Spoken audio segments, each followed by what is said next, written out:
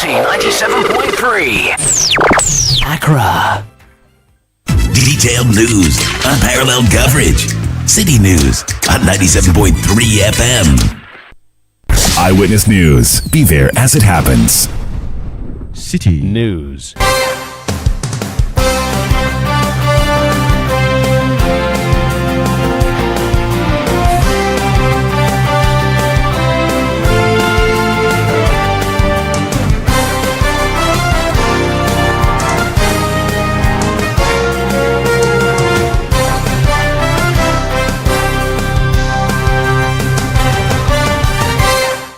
.3 City FM. Hello, good evening, and welcome to Eyewitness News, coming to you live from our studio here in Accra. My name is Sami Wiafi, and tonight I'm here with Eno Safo. Coming up in the next 1 hour, 30 minutes, the woes of MPP's Bernard Enchibuesiako depends as he faces two separate trials for alleged illegal mining activities by his Akonta mining company in the Samraboy concession and the Tanorim Forest Reserve. Also coming up on Eyewitness News.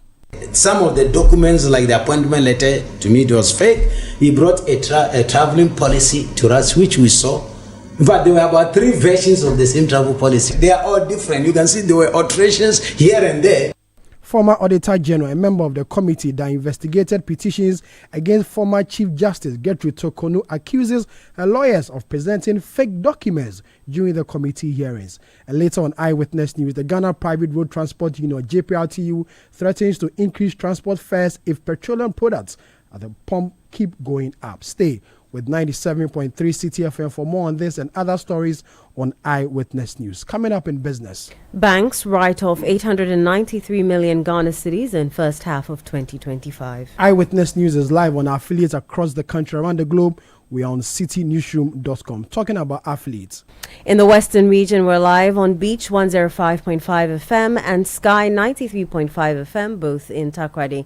In the Bunu region, we're live on Greener 95.9 FM in Sunyani. In the Ashanti region, Focus 94.3 FM in Kumasi. Orange 107.9 FM also in Kumasi. In the Volta region, we're live on Revival 99.3 FM in Tajeu. VOV Radio 95.7 in Hohoi. In the northern region, we're live on Radio Bimbilla 91.9 FM. In the upper east, Quality 88.7 FM in Garu. And in the upper west, Tonsong 97.3 FM in Wa and Jirapa 96.1 FM. You can also join the show with your WhatsApp messages, and the number is 0549 986 996. 0549 986 996. Let's settle for our first story. NPP Ashanti Regional Chairman Bernard Enchibuesiako, popularly known as Chairman Wuntumi, and Akonta Mining Company Limited have pleaded not guilty to charges related to illegal mining activities in the Western region. Appearing before the High Court in Accra today, Chairman Wuntumi, the first accused and owner of Akonta Mining, entered pleas on his own behalf and on behalf of the company. Listed as the third accused on the charge sheet, he faces 6 counts, including assigning a mining concession without prior written approval from the minister and facilitating unlicensed mining operations.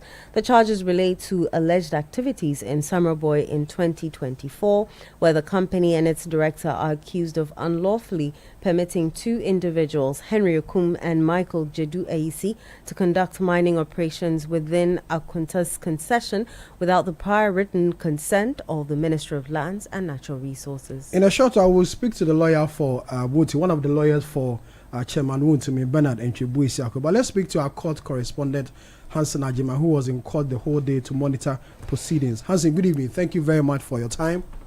Good evening, Sammy. First of all, tell us what happened in court today. So, two proceedings.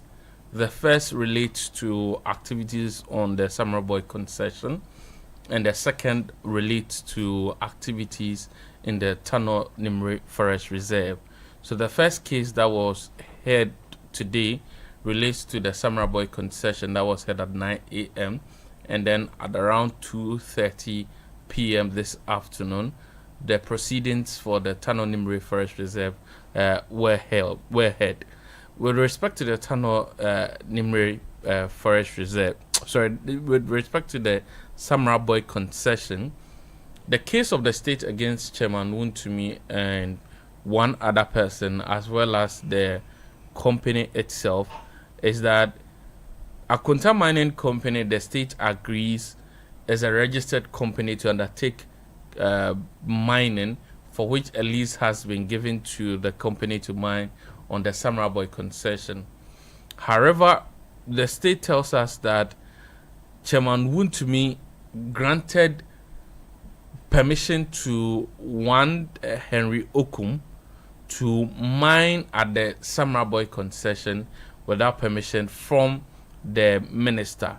So the point of the state is that even if you have a concession for which you're supposed to mine on, if you seek to give another person permission to mine on that particular concession, you're supposed to get the written approval of the minister, for which we are told that Chairman Wuntumi failed to do so. And so the case with respect to the Samurai Boy concession is that he permitting the Henry Okum to mine on the Samurai Boy concession without seeking approval from the minister. The second accused person here, Kwame Entry, we are told is at large, and this is someone who we are told is a co-director with Chairman Wuntumi on this particular for this particular company. However, the Deputy Attorney General who represented the state in court indicated that there's no evidence of this particular Kwame Entry, and Chairman Wuntumi says that the last time he had any interaction with him was in 2010. This was shortly after the company had been registered, and since it began operations, we are told by the Deputy Attorney General that Chairman Wuntumi, by the Deputy Attorney General, that Chairman Wuntumi says he has not been dealing with this particular co-director. The state says investigations are ongoing to identify who this person is and to even verify if indeed such a Kwame Entry exists. Now then we go to the second case. The second case is the Republic versus Akunta Mining Company Limited itself. Bernard Entry Bosiakon, Chairman Wuntumi, Kwame Entry, who is at large also in the first case. Now, Edward Ekwako, we are told, is the general manager for the Akunta Mining Company. And Kojo Usu Bempa at Sly, who we are told is also at large, is the operations manager for the Akunta Mining Company. In this particular case, similarly, the state admits that the Akunta Mining Company is a registered company that has been given concession to mine in certain areas, and one of the areas is an area close to the Tanonimre Forest Reserve. But the license that has been given to them, we are told in 2022, was for them to mine outside of the Tanonimre Forest Reserve. We are then told that Chairman Wuntumi's Akunta Mining then filed a request or sent a request to the Minister of Lands and Natural Resources at the time, seeking for a license to enter into the Tanonimre Forest Reserve to go and mine. We are told that that license was refused by the minister and by extension by the state. Regardless of that, and allegedly, we are told that Akunta Mining then entered into the Tanonimre Forest Reserve and began mining in it. And investigations by the police and other relevant agencies led to uncovering the activities of the Akunta Mining and being led by Edward Ekwako and Kojo Usu Bempa, who are both the general managers and operations managers mining in the Tanonimre Forest Reserve. We are told by the Deputy Attorney General that the activities of Akunta Mining in this forest reserve were severe to the extent that about 13 hectares of land have been destroyed, and the accused persons, we are told by the by Chairman Wuntumi, particularly by the Deputy Attorney General, that he has not been someone who's been cooperating with investigations. And so for both cases, even though the Deputy Attorney General did not oppose the bail conditions, he did not oppose the request for bail. He asked for harsh bail conditions so that Chairman Wontumi, who he describes as someone of the means to be able to evade the prosecution if he so wants, is of flight risks. And based on these, for the first case, he was granted bail to the tune of 50 million Ghana cedis, with 3 sureties to be justified, with 2 of them having landed property in the jurisdiction of the court.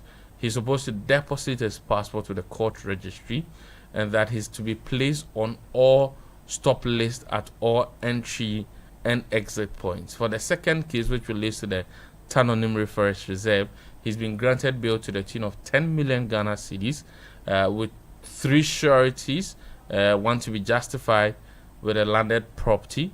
He's also supposed to deposit his traveling documents as well. When proceedings ended today, Chairman Wontumi came out of the courtroom in handcuffs.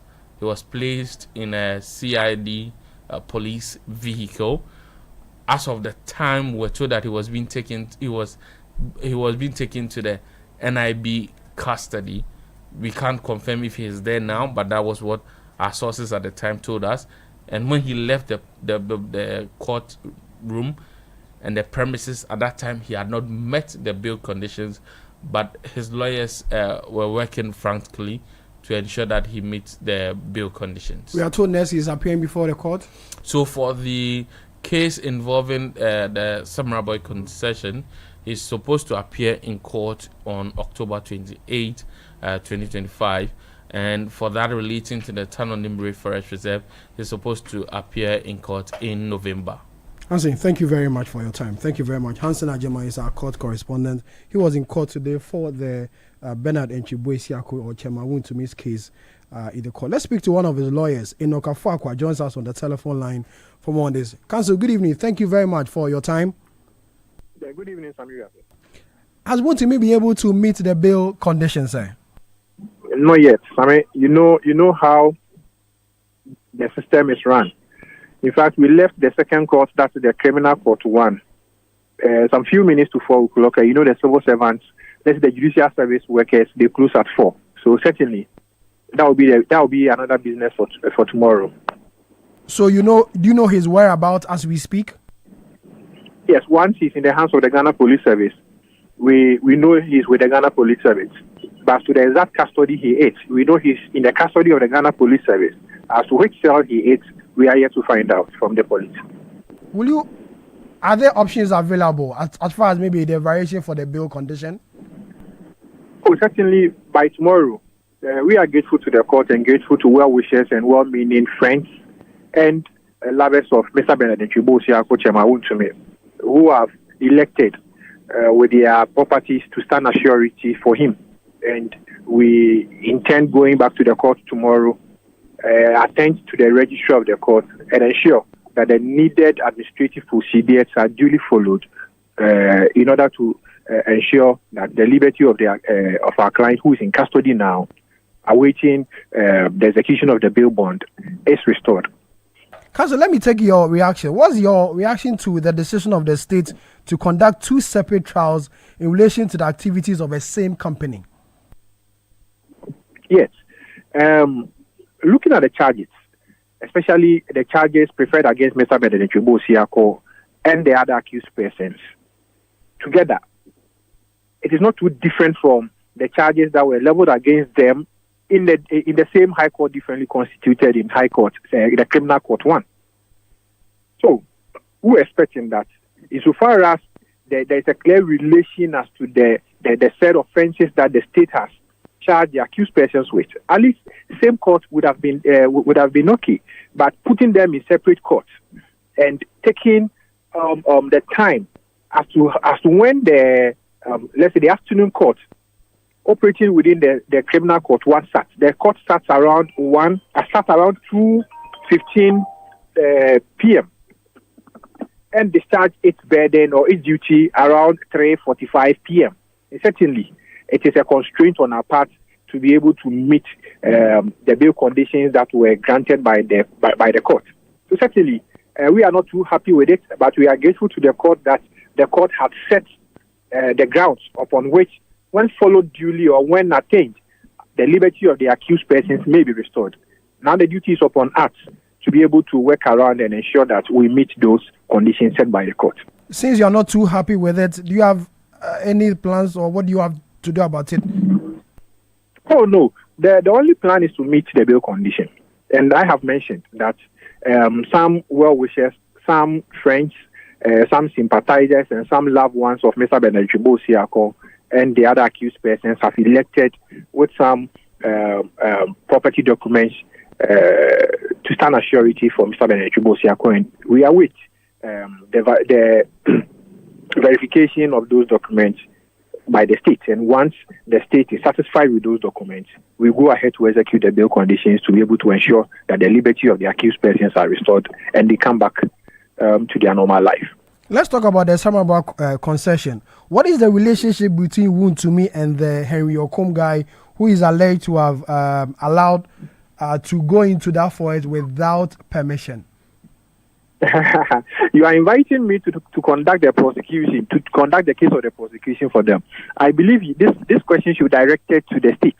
The Land Attorney General can answer this question because it is their case and they have the burden to prove who that person is. We don't know that person, and we await the state to be able to prove that in court as to who the identity of that said person is. That is the duty of the prosecution, and we await that upon the next return date, the court has directed that they serve us with their disclosures upon a certain date, and we return to the court on the set date that the court has agreed with us. And we are waiting to see all those things and the prosecution leading the evidence if they are minded to proceed on the charges that they have leveled against the accused persons, upon which they have pleaded not guilty to the various counts of offenses that they have been charged with. I agree, but then did your client give any such permission? You are in court, and it is the case of my client that he's not guilty to the charge that has been leveled against him.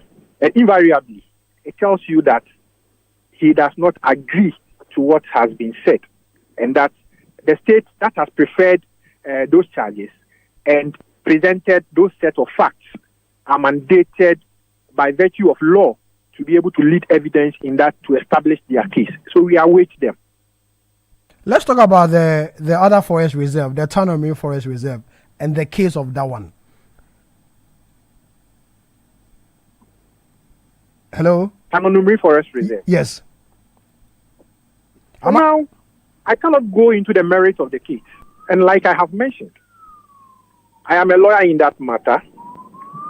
The case has barely commenced. The accused persons have been granted bail, subject to meeting the bail conditions. And we are duty bound to ensure that we meet the said bail conditions to ensure that the liberty of the accused persons, our clients, are restored.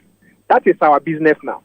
We believe that in criminal trial, once charges are preferred against accused persons and they have pleaded not guilty, the state or the prosecution is duty bound to establish their case beyond all reasonable doubt. So, for now, we are passengers in the game, watching the state and watching what the state has against our clients. And we pray, we are optimistic that our clients have committed any such offense because they have pleaded in open court that they are not guilty to the several counts of offenses that they have been charged with. So we patiently await the prosecution to lead evidence in the charge that they have preferred against the accused persons, and that if we are called upon, in the likely or unlikely event that we are called upon to answer to the charge that has been leveled against the accused persons, that's our client. We will make our case out.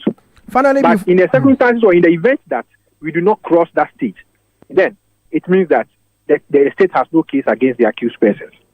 Finally, before I let you go, the name of Kwame Entry also came up and is according to the document, he's a co-director in your client's company and his whereabouts is unknown. Does your client know his whereabouts, or do you, as a counsel, know his whereabouts? Yeah, my client, during his charge statement, informed the Ghana Police Service that he does not know the whereabouts of Mr. Kwame Entry. And that we believe that Mr. Kwame Entry is a person of majority. In law, when we say one is a person of majority, it means that he's within the legal age to be able to answer questions for himself. So certainly, once he's a person of majority, then the state is duty bound, if they are minded to pursue him, to look for him wherever he is and bring him to answer charges that has been leveled against him by the state. But is he a co-director to your client's company? Certainly, yes, he's a co-director to my client's company, Akunta Mining. Okay, thank you very much for your time. Enoch Afakwa is one of the lawyers for Chairman Wuntumi, also known as Bernard Enchibuesiako. The case in court started today. Let's do some more stories now. The Taka Circuit Court has remanded into custody 12 illegal miners accused of excavating along the Achimbonsare stretch of the Western Railway corridor. The suspects were arrested on 30th September 2025 during an operation by the Western Central Regional Police Command. They face 3 charges: illegal mining, conspiracy to commit a crime, and causing damage. They are scheduled to reappear before the court on 22nd October 2025. Meanwhile, the National Anti-Illegal Mining Operations Secretariat's task force has stepped up its crackdown on illegal mining in the Western region, conducting major operations that led to the destruction of equipment, seizure of drugs, and the voluntary surrender of hundreds of illegal miners. According to NIMUS, the exercise saw several locals engaged in galamsey activities, narcotics use, and gambling turn themselves in. 11 parcels of Indian hemp and other hard drugs were also confiscated during the operation. Also listening to Eyewitness News, coming to you live from our studio here in Accra. Let's read a few of your WhatsApp messages you've sent. No one is above the law in this country of ours. So if you go against the law will take its course. Abi National, you are. Jones Adoboinla says, good evening, Sammy. The law is the law. The AG needs to be commended for the fast prosecution of this matter. Operation Recover or Loot. Alex from Adenta Commando Research says, I believe Chemawun to me is the only undergoing what the laws specify as the law is the law. From Alex. The CID must not do anything to ensure that the law is abused. They should still go ahead and do what is right. This is from Akapol in Ahafo Mim. Ino has a related story. Environmental scientist Professor Chris Gordon is urging authorities to adopt a nature-based solution to restore Ghana's polluted water bodies instead of relying on dechemicalization. His comments follow the Environmental Protection Agency's proposal to use a chemical treatment process to reverse the damage caused by illegal mining, with a pilot phase estimated to cost $200,000. Speaking on the Citi Breakfast Show, Professor Gordon argued that natural recovery methods would be safer and more sustainable, warning that adding more chemicals to already contaminated rivers could worsen the problem rather than solve it. We have what we know as is known as the self-purification of water. That if you do leave water alone for some time without disturbance, it will gradually heal itself. Unfortunately, because of the environmental degradation around the rivers and the water bodies, we are going to have a contamination from those degraded areas entering the water for a long time unless we fix it. And for me, I would always go by what they call nature-based solutions. We use a nature-based solution to solve the problem rather than adding more chemicals, which means you're going to have to buy and import. And I'm not against non-green solutions, but we need to make sure that the non-green solution is not going to cause more problems for us in the future. You heard environmental scientist Professor Chris Gordon. This is Eyewitness News, coming to you live from our studio here in Accra. We'll go for a quick break. When we come back, we have more stories. Eyewitness News. Be there as it happens. If you know these sounds, you didn't just live through the 90s. You lived the experience. Back then, connection took minutes. Today, it takes a blink. You express yourself with memes. You hold video calls across continents. You say hey to an AI who responds, Hello, Kwame. You order rides, dinner, and dreams all from the palm of your hand.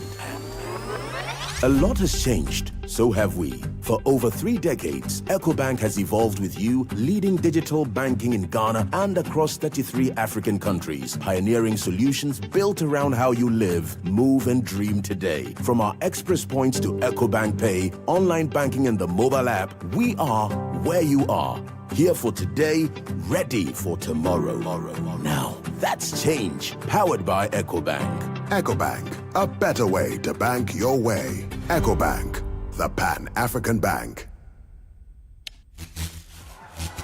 The jamming never stops. The game never stops.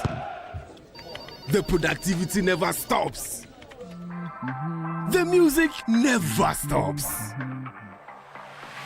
At G&J, we keep your world powered with reliable generators, solar energy, and UPS solutions, so the power never stops. Your go-to for total energy solutions, making sure you work, thrive, and live life uninterrupted. Visit our website, gjtechghana.com, or call us on 0302-689-178 or 179 or 0202-222-220. G&J, your energy partner.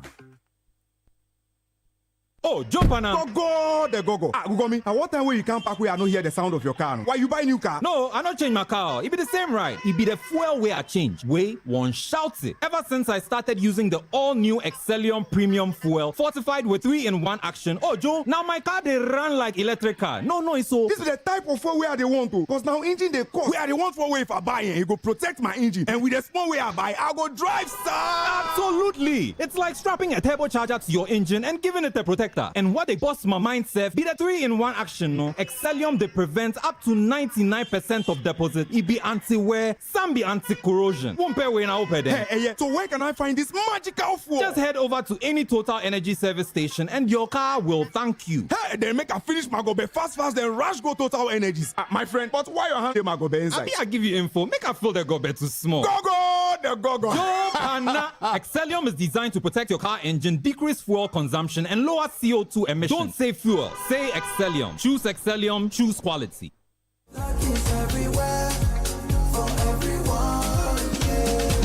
The winning season is back, but this time I am collecting the wins like jollof at a wedding. The luckiest season 3 is here. Your chance to flip your luck or maybe your bank accounts too. 2 easy ways to join. Dial *712#. Hit 1 to buy for you or 2 to gift a friend. Feeling lucky? Pick 1 for a random number or hit 2 to choose your own. Pay with mobile money. Done. You're in. Or go to the luckiestafrica.com, click community tickets, choose your number or let the system do so for you. You can buy a ticket for your boo or your favorite barber. Pay with Momo or card if you are abroad. 1 ticket could turn your 1 Ghana Citi into 500 times more. And the whole community could win 10 times over. Dial *712# or log on. Let's get lucky together because luck is everywhere. Play responsibly. Not for persons under 18 years. This promotion is regulated by the NLA on the Caritas platform. Let your voice be heard on Eyewitness News on Facebook at facebook.com/Citi97.3, Twitter at twitter.com/Citi973, and Instagram at instagram.com/Citi973 with the hashtag Eyewitness News. You're welcome back. You're still listening to Eyewitness News, coming to you live from our studio here in Accra. Now, the Ghana Private Road Transport Union, GPRT, has issued a statement announcing that the next increment in fuel prices will also lead to an increment in transport fares for union members. Let's go on to the phone line and speak to Samuel Amwa. He's the Deputy National Public Relations Officer for the GPRTU. Mr. Amwa, good evening. Thank you very much for your time. Good evening, and thank you, Chief, for having me. Why has it become necessary for you to come out with such an announcement? Okay, so thank you very much. Let me just use this opportunity to say good evening to you and your listeners. Yes, when we were asked to reduce our transport fares by 15%, the fuel price was around 12.69 pesos. That is for the diesel, and the petrol too was around 11.34 pesos. After that, expectations was that maybe the fuel price is going to remain the way it is. But then we've noticed that it's going up. And at the same time, too, we're also complaining about the cost of spare parts and other components that we use to run our business. We came out complaining that the spare parts, what we do, they are still, not reducing their costs. So looking at where the fuel price is now, diesel is now being sold 14 cedis, 34 pesos thereabout, and settled to around 13 cedis, 69 pesos. So checking on it, we found out that the next pricing window, the fuel price has to go up again. And it means the transport operators to have to do some adjustments of transport fares so we can continue to serve the public. So that is why we came out pleading with the government. It's not our plight to increase transport fares. But then looking at where it's going, we are asking the government to find a way of holding, the fuel price and for it not to go up again. But if it happens that it goes up, then there's nothing we can do than to increase our transport fares. But Mr. Amwa, you know very well that increasing transport fares will lead to increment in other goods and services. Have you had engagement with stakeholders, especially government, in all this? Yes, you see, the work we are doing is we are using petroleum products, we are using the spare parts, we are using the lubricants and the taxes. All these components are up. You see, when we were even asked to reduce the fares by 15%, it's one of the complaints that we put it before on table, that the trade ministry should, talk to Guta for Guta to talk to their customers that they should reduce their fares. But as of today, nothing like that has been done. The spare parts are still the same. If we continue going this way, then it means that at the point, it will get to a point where our vehicles will break down and we will not even have money to repair them. So that is why we are pleading with the government. If they have a way of, holding on to or do something to stabilize the fuel cost now, then it will help us. Other than that, for us to continue doing our business, then it means that we have to increase our transport fares. In your statement, the third paragraph, and I read, we are also grappling with the refusal of some or spare parts dealers to reduce prices of their goods while prices of other components of our operations still remain same. Have you been to Abosokai or the other places, and you know very well that they have not reduced their prices? Yes, we are 100% sure, and because day by day. So about 2-3 weeks ago, we had a program with one of the radio stations at Tokai Market. Came out to testify that their goods has not been reduced. Previously they were, complaining about the dollar rate, the import duties and all that. But now look at where the dollar rate is. The import duties has been reduced. Then they were talking about if they still have old stock and all that. Just look at the time we reduce our transport fares today. Are they trying to tell us that they are still having the old stuff in stocks? So, everything that they are doing, nothing has been reduced. You can even, take your cameraman, go there and find out yourself. We are buying them the same.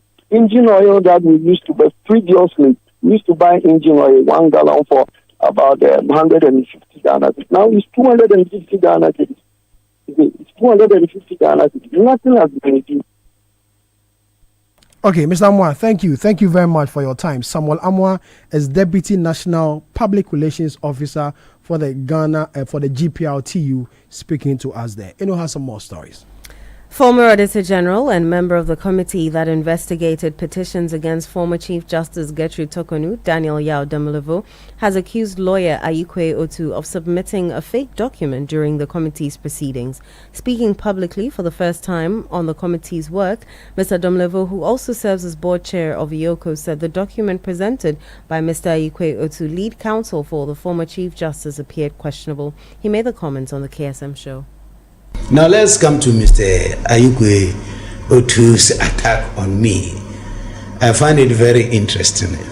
He said he has provided all the evidence to Mr. Demulevo, a former Auditor General, and I sat there and I didn't take it, and other people, I was whatever influenced my decision, he doesn't know. Well, being an experienced lawyer, I expected him to know that yes, he provided evidence to us. We have to verify the evidence. We don't just take the evidence you have given to us. We are not idiots. You don't just give us anything and assume that we are going to take it. Okay? And you will get it in a minute. Why I say we have to verify the evidence. He should also know that there are counter evidence from the petitioners. So when you provide evidence, they also provide evidence. We also look for our own evidence to validate it. Okay? And I want to put it on record that he provided us with evidence that were fake evidence. Some of the evidence he provided us, as far as that financial issue is concerned, were fake. They had been manufactured. If he doubts me, I challenge him to produce the appointment letter of the Chief Justice that he brought to the committee for the public to digest it.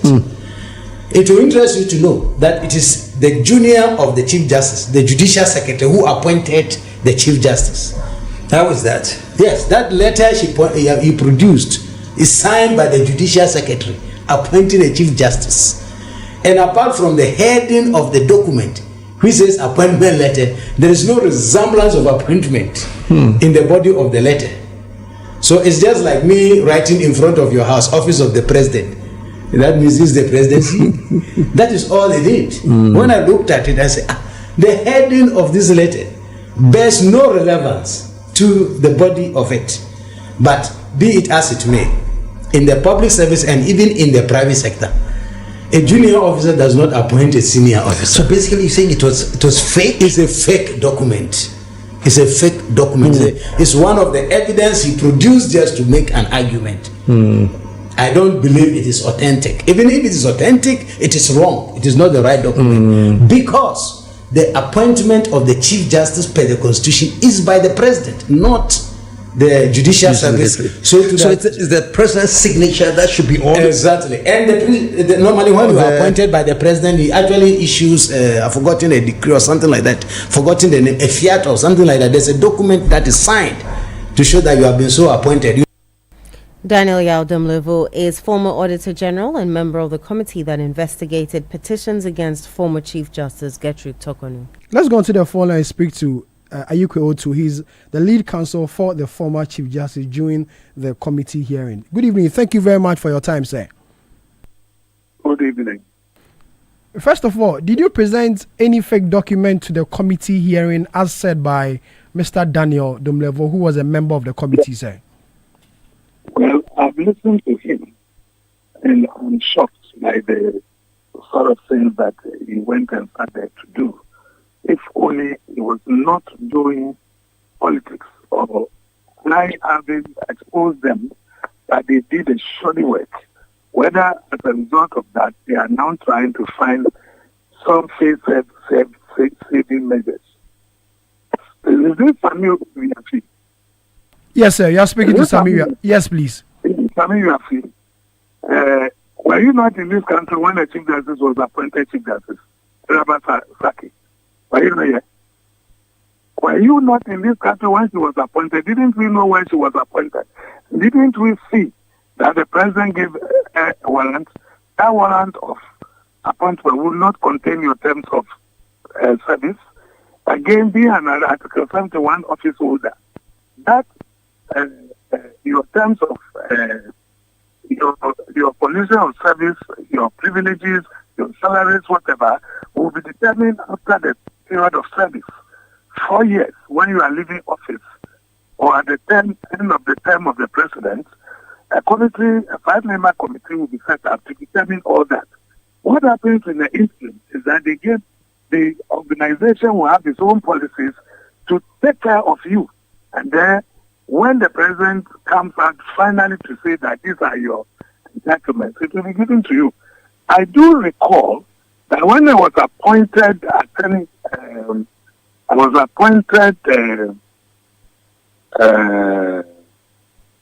Attorney General or Ghana's High Commissioner to Canada. High Commissioner to Canada, I was given a warrant, what they call letters of credit, that you are going to present to the host country, the governor or the head of state there. But whatever were my conditions were given to me by rather the Minister of Foreign Affairs. They will write you a letter from the Ministry of Foreign Affairs detailing your entitlements, your leave allowances, those things will not be contained in the warrant or the letters of accreditation. And therefore, to say, when we are talking about conditions of service and a person brings you one, and then it is signed by the spending officer, to decide that that thing is a forgery is something that beats everybody's imagination, having regard to his experience, unless we have put him too high than maybe where he really belongs. So nothing of the sort happened. We only presented the letter. Now ask yourself, as a lawyer, if I am going to tender a document, will I go and manufacture the evidence, or this is an evidence which will be given to me by my client? I can only tender something given to me by my client. I cannot. And I'm telling you, this is what the lady brought. And this is what she is saying, justifying that as for the warrant, we all saw it when the president gave it to her. But that does not contain the positions of service. And she had to prove why she traveled and to say that this is the listen that was given to her. Do you appreciate it? So why Dominic, with all his experience at what do you call it, auditing, where he should have an eye for wrongdoing, it's telling us that he hasn't got these experiences. Nobody presented any fake documents to her. Again, as I said, I don't know whether you were the same person I spoke with, but otherwise, when you are appointed, you will not know your full entitlement until after you've left office. When you leave office, then Article 71 committee set up by the president would determine what they are before you be paid. So to accuse her that she was doing things which has not been given to her by the president of Article 71, it's a lie. I mean, it beats everybody's imagination. She had not finished her term. She had not finished her term for the committee to have been set up. And in fact, they brought one which ended in 2016, and we told them it does not apply to her. In fact, when Justice Sofa Akufu, the former Chief Justice, entered the witness box, I gave it to her and asked her whether she is familiar with this kind of thing. She said yes. And I said, do you think you were in office? I said, oh yes, I was. So if anything at all, this thing would be applicable to me. But never to the present Chief Justice, because she was not in office at all. So no conditions have been determined and given to her. Do you understand? Hello? I'm here. I'm listening to you, sir. Yeah. That's the point I've made so far. Is there anything? In the same video, he also challenged the travel policy as presented. According to him, the legal team presented about 3 different travel policies to the committee hearing. Is that the case, sir? Because they were amended. If you have one travel policy, it was amended. For example, I would always make this point. There was one Chief Justice who had no husband at the time. And so if she said she should travel with a spouse, that would be difficult. It means the whole period that she would be there, he would never have opportunity to travel with any other person. So that travel policy was changed to allow that particular Chief Justice to travel with one other person of her own choice. So you cannot have one. If the thing is amended, it's amended. So it was amended. And we showed them the different types. One was done in 2010, another was done in this period or so and so. Do you understand? So there was nothing different. They were just the types which were amended. And he knows. He knows very well. He has been an auditor. He should be able to look at documents to say that this is different from this one. But when they are for specific periods, he ought to know. So what he's doing is disgraceful, as far as I'm concerned. On the issue raised by the former Chief Justice at that particular press conference she held not too long ago, the issue of, search came in. And Mr. Domlovo says that she was not the only one who was searched during the process entering the building where the whole proceeding was taking place. Other committee members, including himself, was also searched, and so that is not new, and he does not understand why the Chief Justice former will be raising issues of search. I don't think you listen to him well. What he said that the first time they went, everybody, including the committee members, were searched. But subsequently, they told them that they are committee members and they have come to protect them. So they should not,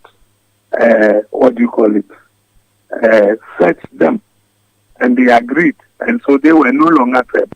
But that day, the Chief Justice was not there. I do not recall going in with the Chief Justice any day that she was not served. She was searched every time that they got there. I don't know what he's talking about. First of all, the committee members, we have what we call holding rooms. So we stay in the holding rooms. Then we leave the security man to check when the committee members are ready.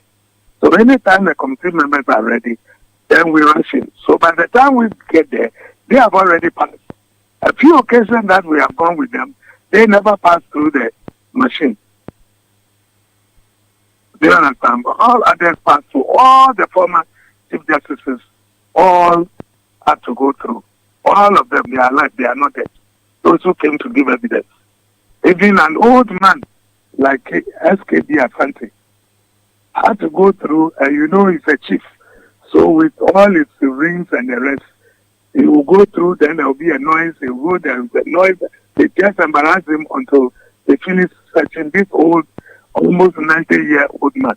So don't mind Domerab, what he say, he doesn't know. Because he goes in before we come.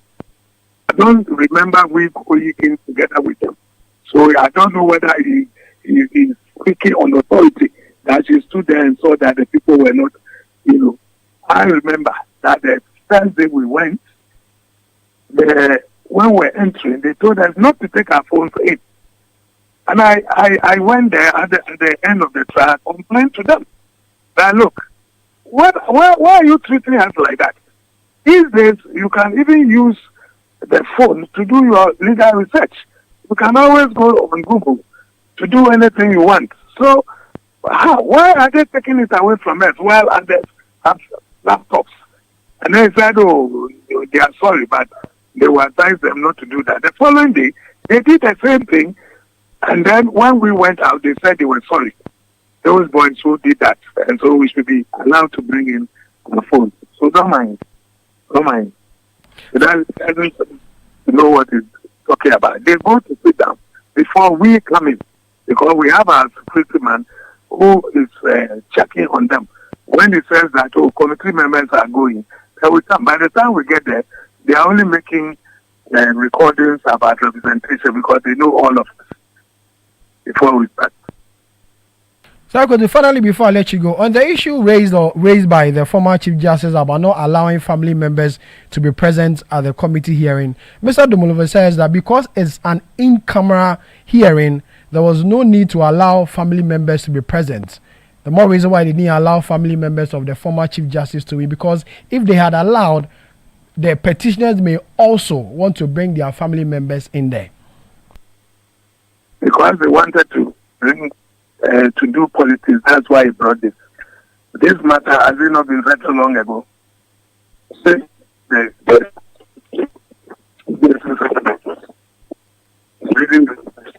was what they were doing. We had started a hearing long before she decided to go public. So this matter has been settled. I was who raised it, and they still insisted that they would not allow him to come. But we settled the matter. But he was talking about something that she felt so bad about that at least there was nobody to comfort her in the room. So many of trials, as you know, most people go with others. But when they insisted that they will not allow because it is in camera, we let it pass. Let it pass. Why is raising it today? I don't know. Only that she wants to be black. That's all. It's been settled long ago, and even any time any of them came, they stayed out. Even when it came to the bar association, we subpoenaed the bar association, the secretary to the bar, and the president and others came with him to give her support at the bar. They refused that only one person could be there. So what is all this? Zagoju, thank you. Thank you very much for your time. Ni Ayuko Otu is lead counsel for the former Chief Justice Gertrude Tokono during the hearing of the committee that recommended her removal. This is Eyewitness News coming to you live from our studio here in Accra. The National Service Authority has cancelled all June 2025 registrations for the 2025-2026 service year, declaring them null and void over data integrity concerns.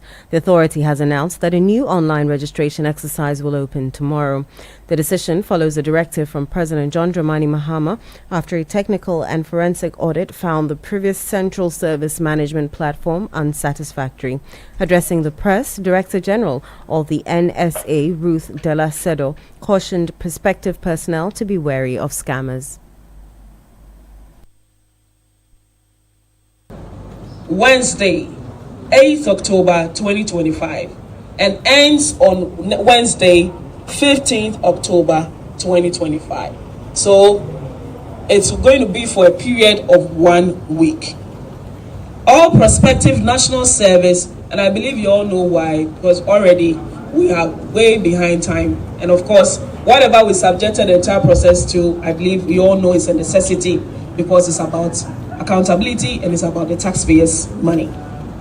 All prospective national service personnel are now required to log on to our new website. And before I say this, let me throw a word of caution to everybody. I realized that just when our flyers went out of today's press conference, we've had a series of websites all over the place. I think we've counted about 7 so far. Fake websites indicating that they are national service websites. They are not. So I would kindly want to encourage every potential personnel to please pay attention and log into the right, correct website so that you are not defrauded or you are not, taken for granted. So I will repeat that all prospective national service personnel are now required to log on to our new website via www.gene.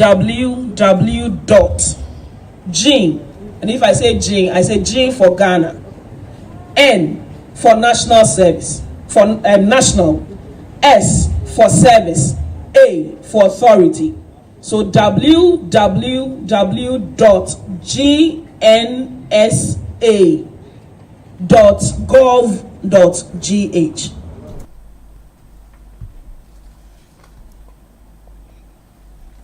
Get the details. Every significant financial transaction, every market movement, and all the policies that affect your business. Citi Business News. Be informed. Time now for Citi Business News on Eyewitness News. I am Inu Safo. Let's settle for the details. Banks in Ghana wrote off 893 million Ghana cedis in the first half of 2025, marking a 14.8% decline compared to the same period in 2024. The figure, captured in the Bank of Ghana's July 2025 Domestic Money Bank's income statement, covers loan losses, depreciation, and other provisions. Emmanuel Opon has more in the following Business Desk report. In the first half of 2024, total write-offs stood at 654.2 million cedis, representing a 24.2% drop from the same period in 2023. The central bank attributes the moderation in write-offs to improvement in asset quality across the banking sector. The industry's non-performing loan ratio fell to 23.1% in June 2025 from the 24.2% a year earlier. When fully provisioned, loan losses are adjusted for the ratio declines further to 8.5% from 10.8%, reflecting a reduction in substandard loans. The Bank of Ghana explained that the lower NPL ratio was largely due to slower growth in bad loans relative to total loan expansion. The NPL stock increased marginally by 1.3%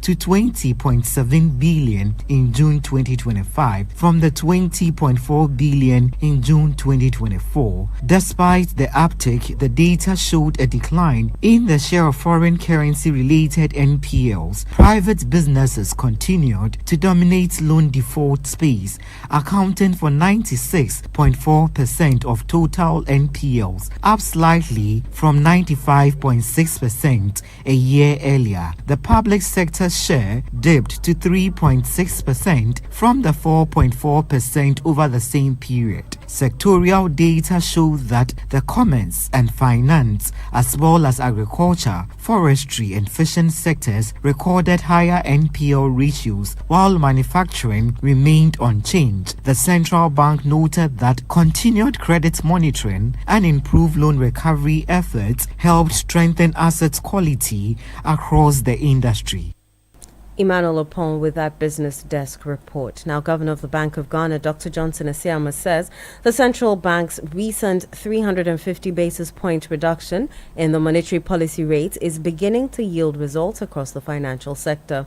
Speaking at a meeting with chief executives of commercial banks in Accra, Dr. Asiama noted that average lending rates have already fallen from 26% to 24%, following the BOG's decision to ease its policy stance. Dr. Asiama added that the BOG expects further reductions in lending rates as banks review pricing structures to reflect the lower policy rate and improved macroeconomic environment. The MPC voted to lower the policy rate by 350 basis points to 21.5%. This is the third rate cut in 2025, and this reflects confidence that inflation will remain within the medium-term target band of 8 plus and minus 2% by the end of the fourth quarter. We are mindful, however, of potential risks going forward, and you're talking about risks including global oil price volatility. There are risks to do with possible tariff adjustments, and then there are other risks that we have to consider, such as any uptick in the movements of the city. But we stand ready to act decisively, whatever happens, to safeguard stability. The easing in policy rates has already started to transmit through the financial system, and we are seeing signs of that. Treasury bill rates have declined from 13.4% in July to 10.3% in August. And average lending rates are down from 26.6% to 24.2%. We expect further improvement as banks realign their pricing models to reflect the easing stance. You heard Governor of the Bank of Ghana, Dr. Johnson Asiama. From December 1, 2025, Delta Airlines will commence a new non-stop Accra-Atlanta service, adding to its existing Accra-New York JFK route. This expansion will allow passengers to connect to over 215 destinations across the United States. According to the airline, Ghana remains a key hub for diaspora travel and business with large Ghanaian communities in the U.S., hence its decision to double down on investments and operations in the country as a leading career. General Manager of Communications at Delta Airlines, Michael Thomas, spoke to Citi Business News to reaffirm the airline's 20 years of continuous service in Ghana and 100 years of global operations. Sure, as we mark 2 decades here in Ghana, I think the investments in the operation and certainly the investments in the product on board the airplane are some of the most critical that we're doing here. So bringing an airplane like the Airbus A330-900neo that has the Delta One suites on it, which is our pinnacle experience on board the airplane, so our business class experience with a fully enclosed door, chef-curated meals. It includes just a really elevated experience on board the airplane. Michael Thomas is General Manager of Communications at Delta Airlines. Stakeholders in Ghana's agricultural sector are calling for the adoption of artificial intelligence to improve productivity and efficiency across the value chain. They argue that while many farmers are advanced in age, introducing them to AI-driven agricultural extension services could transform the sector and enhance decision-making on farms. Chief Executive Officer of the Chamber of Agribusiness Ghana, Anthony Morrison, in an interview with Citi Business News, called on government to prioritize AI generation in agricultural extension delivery. These over-age populated farmers are also synonymous with their inability to read and write and adopt new technologies. If addressed as a country, will help the country to begin to adopt pragmatic measures in terms of things that are happening on the global level, adoption of technology, intensification of mechanization, tractorization, AI, robotics, machine learning, Internet of Things, to advance what we are talking about in terms of the agriculture extension service. These are very key because the phenomenon in which these new sectors are being integrated into the agriculture sector, we cannot be left behind. We need to be deliberate about adoption of technology into our agriculture sector. Chief Executive Officer of the Chamber of Agribusiness Ghana, Anthony Morrison. Now, government is stepping up efforts to extend the country's tourism appeal beyond the busy December season. This is part of efforts to boost year-round visitor numbers and strengthen tourism's contribution to the economy. Speaking at the ASCI and Amadis conference in Accra, Professor Kobi Mensah, Chief Executive Officer of the Ghana Tourism Development Company Limited, said the new strategy will be anchored by the Ghana Tourism Marketplace, a digital platform designed to centralize data on tourists and provide real-time updates on destinations, events, and sector developments. We cannot let them just come in and go without having any means of contact in order that we can invite them next time. And that's the systems that we have put in place. So currently at GTDC, the Ghana Tourism Marketplace, which we have developed now, is going to onboard every conceivable vendor in the sector and then encourage the arrival, the tourists, to go through that particular platform.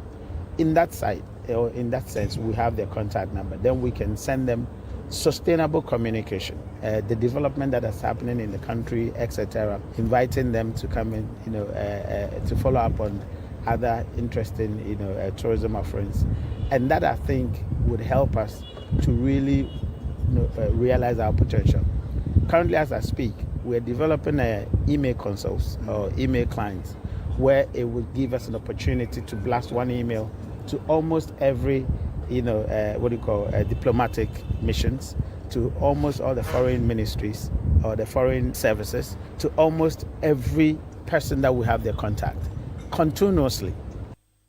Professor Kobi Mensah is CEO of the Ghana Tourism Development Company Limited. That's all for Citi Business News on Eyewitness News. I am Eno Safo. Up next is Point Blank. Your family's health should never be a worry, no matter where you are in the world. Are you a Ghanaian in the diaspora, a foreign resident in Ghana, or a Ghanaian looking for the perfect health insurance plan for yourself or your family in Ghana? Then the Apex Ebusiapa Health Cover is what you need. A comprehensive health insurance plan to protect your loved ones. From hospital stays to life-saving treatments, we ensure quality healthcare at an affordable cost. Apex Ebusiapa Health Cover. You don't just send love home, you secure it. Visit Apex Health Insurance at Zion House, Boundary Road, Shashi East Legon, or call 0540-128-256 or 0501-683912. Apex Ebusiapa Health Plan. Global love, local care.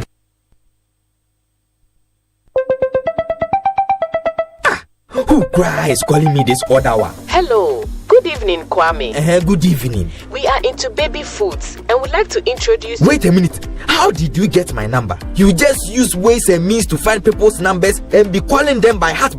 No respect for privacy or anything at all. Oh, Bra Kwame. Is your business privacy ready? Do you collect and use information of people in your line of work, like their name, number, location? You might be doing the wrong things. Whether you're a big company or a small one, you must respect people's right to privacy. Register and be certified by the Data Protection Commission of Ghana. It is the law. You will receive the necessary training, advice, and guided on the right systems to put in place to help protect information you collect about people. Register your company. It's simple and online. Visit www.dataprotection.org.gh to register. Privacy is the responsibility of everyone. Remember, privacy is personal.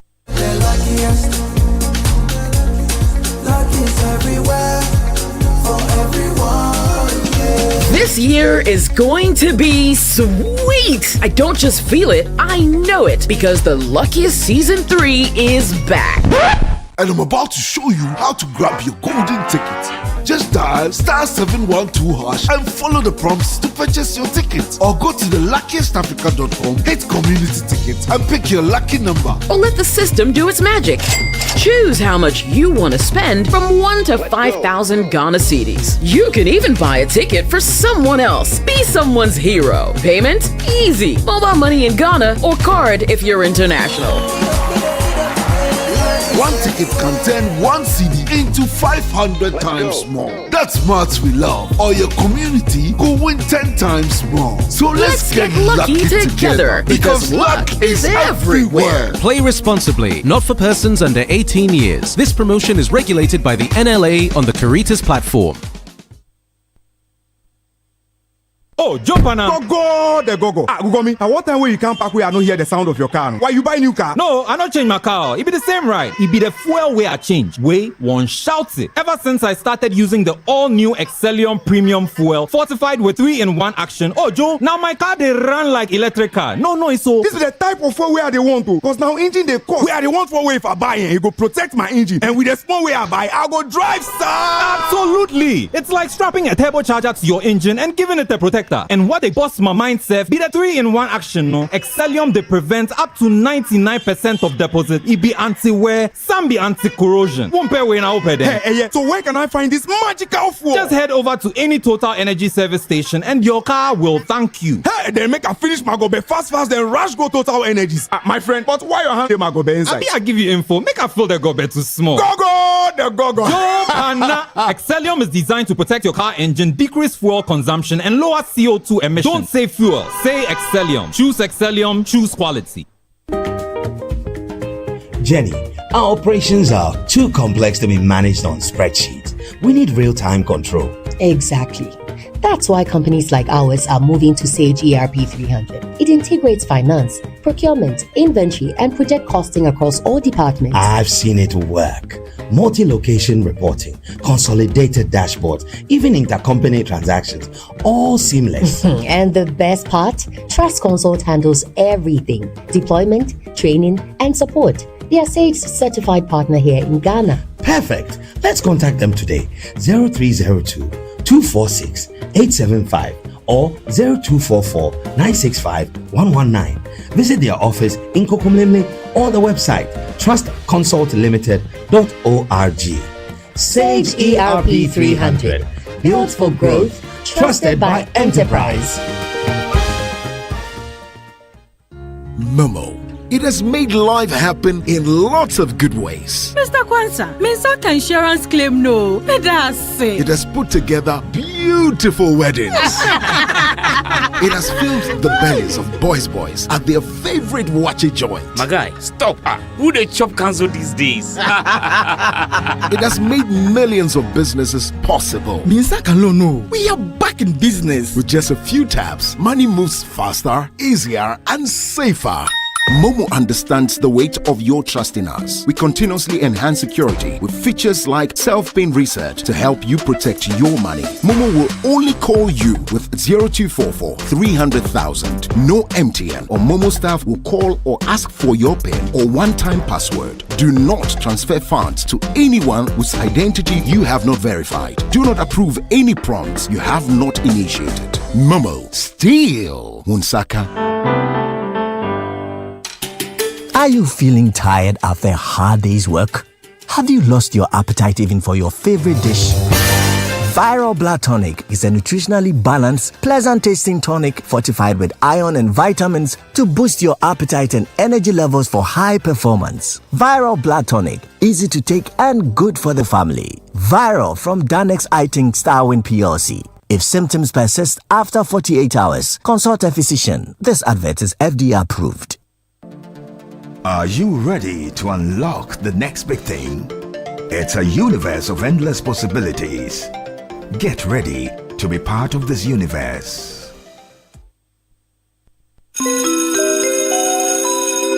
Announcing Ghana's first unlimited photocopier leasing. Yes, from just 983 Ghana cedis, you can lease a multifunctional photocopier and print unlimited. Yes, unlimited and free paper every month. Guess what? That's not all. Toners, repairs, and maintenance all are free. And oh, I'm not kidding at all. And we cover the whole country. Yes, the whole country. What are you waiting for? Just visit us at www.valexlease.com or call 0244 644048.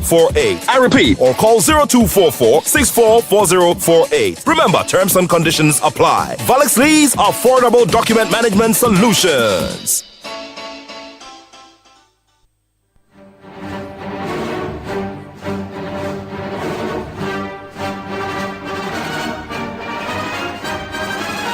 Welcome back. You're still listening to Eyewitness News, and this is Point Blank.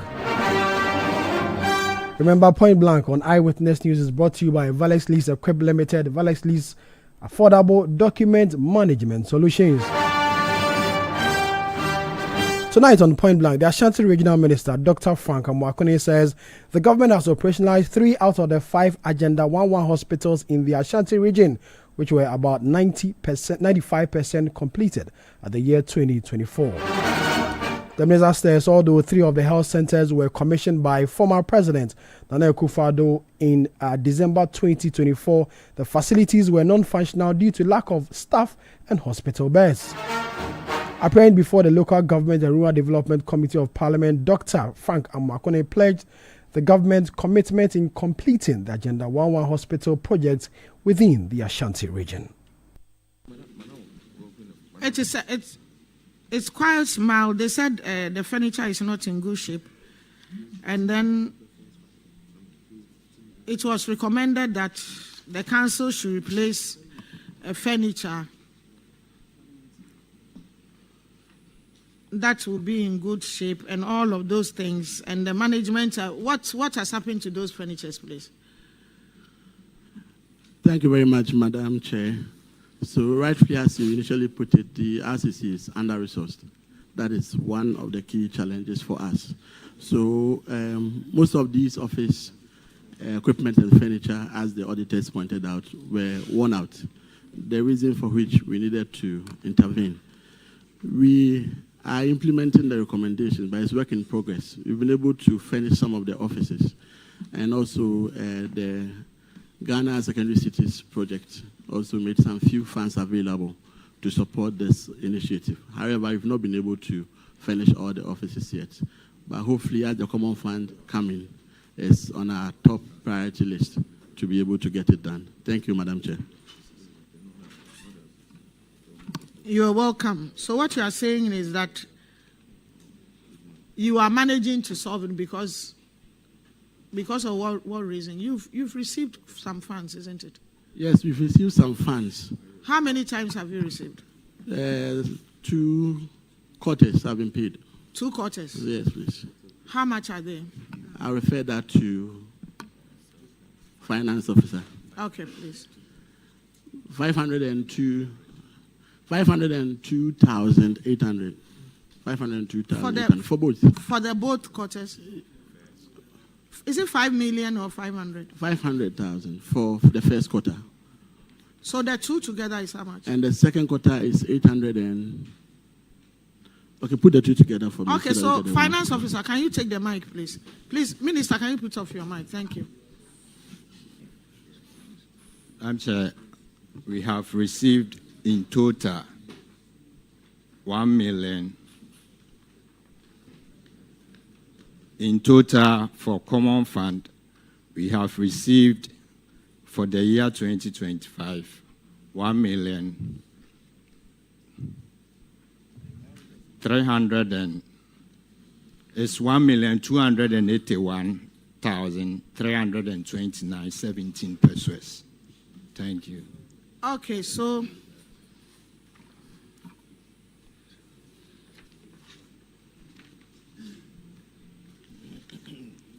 Minister, so are you saying you could not use some of this for the furniture?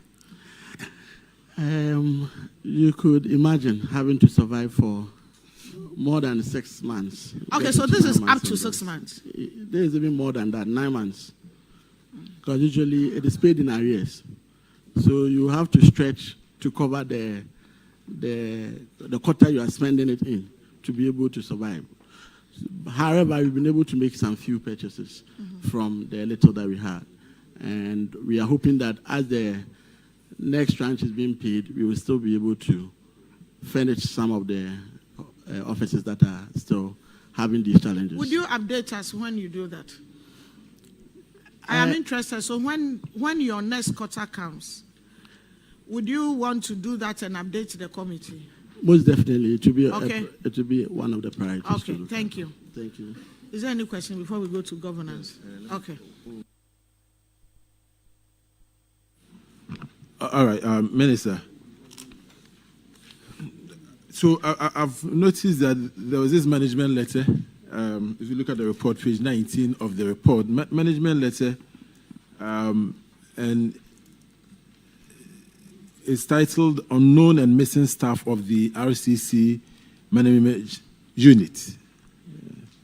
It said it was reported that 23 staff of the RCC nominal role were missing from the ESPV, whilst 84 unknown staff were also on the ESPV, and that you advised. Are you able to tell us exactly what is happening here? How is it that some staff are on the roll, those who are not supposed to be there are there, and those who are not, you understand, those who are supposed to be there are not there, and those who are not supposed to be there are there. What is happening here? Why does it have to take the audit to find this? Thank you very much, Madam Chair. I would refer that to the HR. Thank you, Honorable Chair. Please, this has been a nationwide challenge. We have written several letters. Wait, I want you to address this as the RCC's challenge. Let's not bring Ghana here. You, the RCC, why is this the case? Thank you, Honorable Chair. Please, it has been an issue because when an officer is being posted out of the RCC, the person is declared unknown on our PV. And where the person is posted to, they declare the person as missing so that the person will be paid. Thank you. So you believe that this can actually cause somebody to be paid twice from where he was working to the new place? Is it not possible? Is it not the reason why we have a lot of ghost names in our register from Controller and Accountant General? No, I don't think so. But rather, the person will not be able to get salary at the end of the month.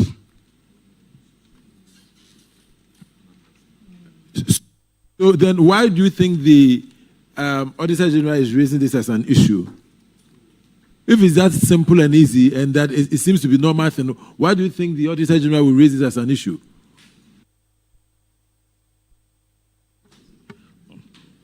Thank you very much, Honorable Chair. So before you are paid your salary, we will have to validate you to make sure that you belong to the entity where your name reflects and where you are serving. So if you are declared missing, it means that your name is not found in the entity. However, you are working there. The negative is that you don't get paid. However, if you are declared unknown, what it means is that your name is in the on their PV, and you are expected to receive salary, but because you are not validated, owing to the fact that you don't work there any longer, your salary will still not come unless you are validated at your new station. Okay, so another thing on your official vehicles without roadworthy certificates. This is an issue that has come up here before. How do you intend to address it? Do you think that the RCC vehicles should not have roadworthy certificates?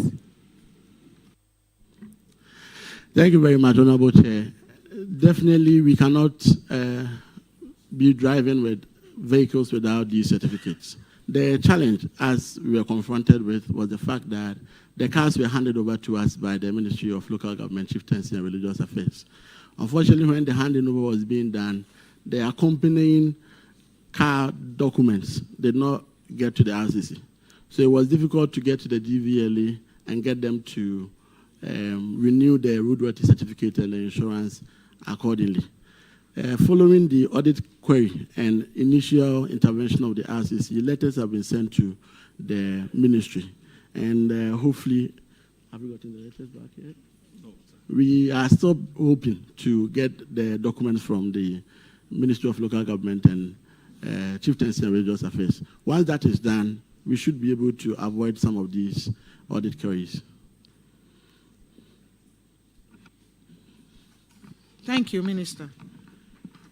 Can you tell us a little about your office and Ashanti region? Thank you very much, Madam. So, I bring you greetings from the Garden City of West Africa. And for that matter,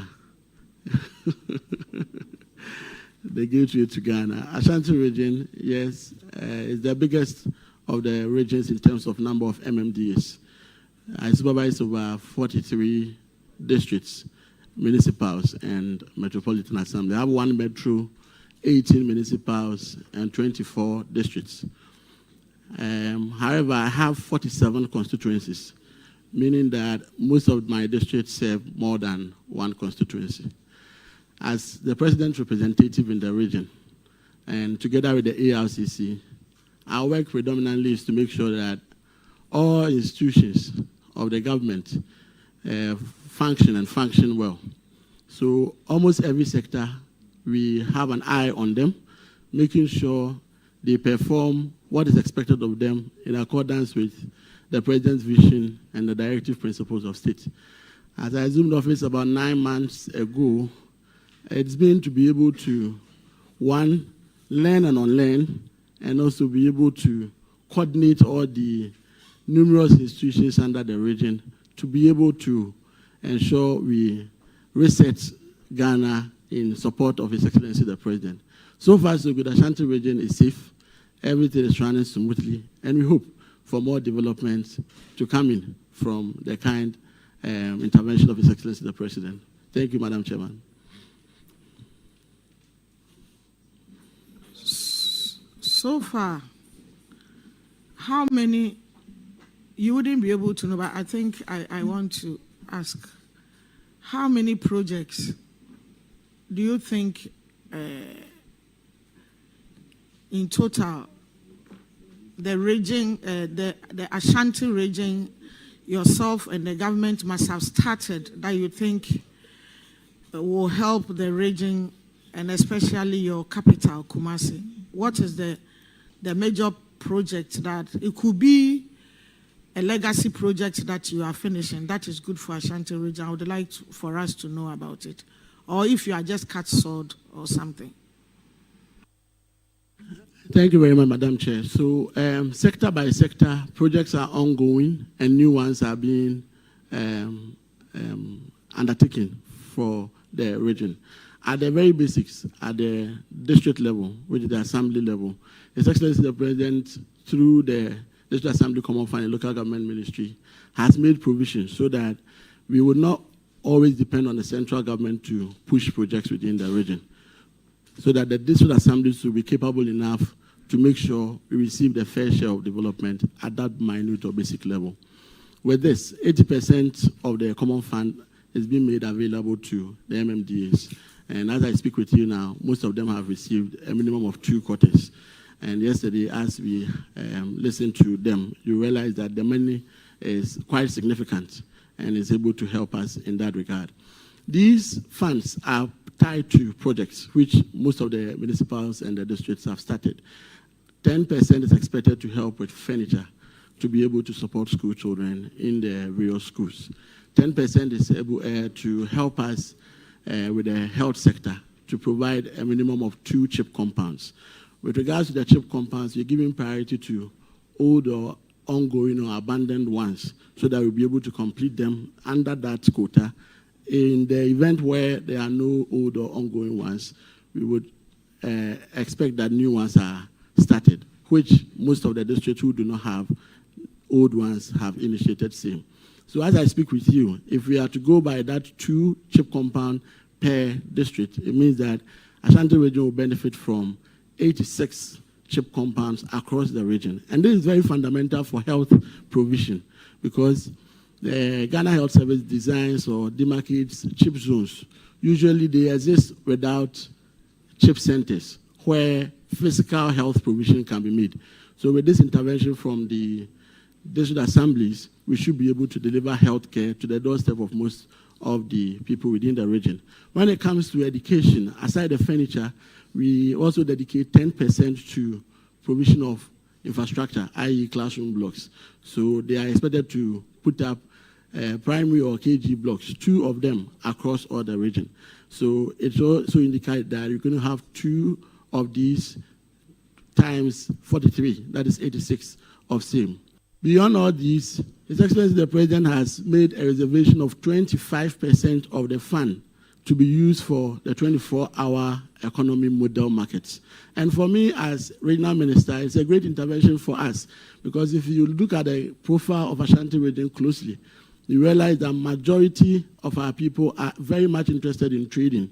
So the person can be a white-collar worker or can be a doctor, but will still want to have a shop at any of the markets. So this intervention is going to really help the region. For the markets, it will mean that we're going to initiate 43 new markets as a 24-hour economy model market. These markets are expected to have police stations, fire stations, the Women's Development Bank as part of same, local shops, among others. So that any time of the day, anytime you wake up, you can always find any services you want to have at these market centers. Importantly, for some districts, we have decided that there are key market infrastructure that are abandoned that we need to complete before we initiate new ones. So for KMA, for instance, we're not going to start a new 24-hour economy market.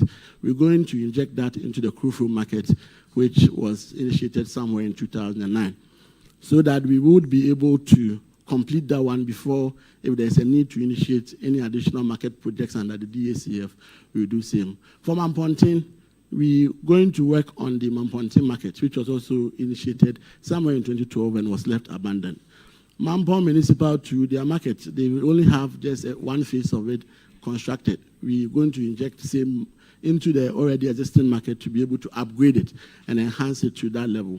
So these are the major interventions when it comes to the District Assembly Common Fund and what the assemblies are doing. Other infrastructure and developmental projects are being championed by the central government under the respective ministries, i.e. roads, health, energy, works and housing, and all the other ministries you can think of.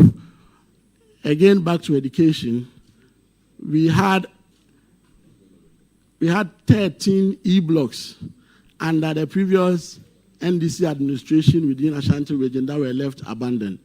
Thankfully, with the intervention of the GET Fund and the intervention of the Honorable Education Minister, we've been able to repackage these e-block projects so that they would be able to complete them for the use of the good people of Ashanti region.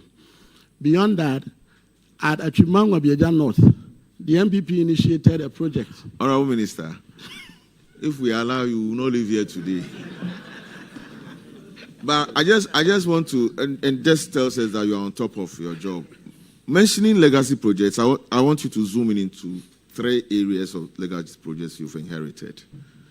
Swami Interchange, what is happening? Afari Government Hospital on health. and then other major roads you could touch on. We are very interested in the major roads and major projects you are on top of, and any one or two big push happening in your area. Thank you.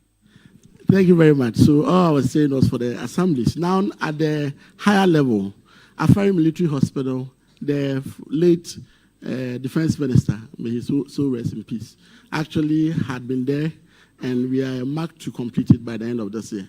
With the whole incident, I'm here to get back to them to find a new timeline for same. Sewa Regional Hospital, same. The contractor is yet to come back to site. I've had a conversation with the Honorable Health Minister, and he indicates that in a matter of 1 year, we should be able to put the hospital to use. When it comes to the KNUST Medical Center, that one has been adopted by Get Fund, and they are making available $48 million to be able to help us complete the KNUST Medical Center.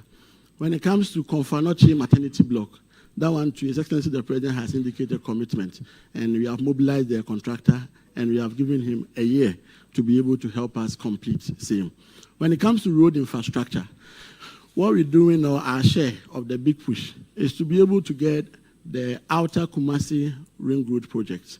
So those projects actually will not go through Kumasi, but Kumasi will benefit from those road projects.